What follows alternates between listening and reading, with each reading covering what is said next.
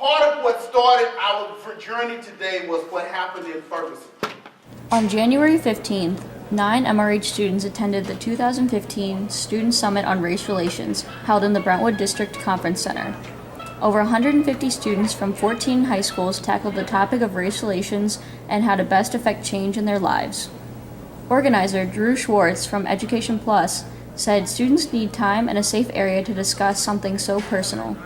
Once they have that, Schwartz said, they can handle the challenge of difficult discussions. Well, with this event, we realize that a lot of times students, even though they're sitting in the classrooms looking at adults as role models, they, when given the space to actually present their ideas and solutions, they're the ones that can change the world. And oftentimes as adults, it's imperative that we make the space and we create the setting and we create the environment.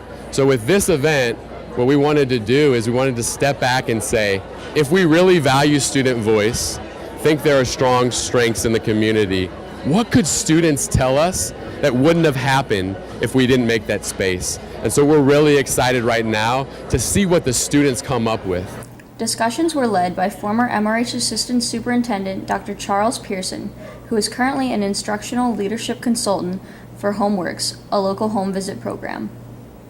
So we have to check our own biases, what we automatically like, and also check our prejudices. Are we making decisions about a group of people based on one thing or one occurrence? Talk about your journey. You need to understand what it feels like to be the other. Dr. Pearson then challenged all students to discuss the topics with one another and open the dialogue to a better understanding of other cultures. But like what's more important about race is like your internal definition of who you are and your origin or whatever. I think the whole point maybe an outward perception of racism. MRH sophomore Rentul said the event was eye-opening for her and helped her think about racism in a different way. I think it's interesting that racism is now being defined as a system, and anybody who is benefiting from that system is considered racist. And I don't know, that's a different take on that definition that I think is a little bit more reliable and consistent and easy to follow.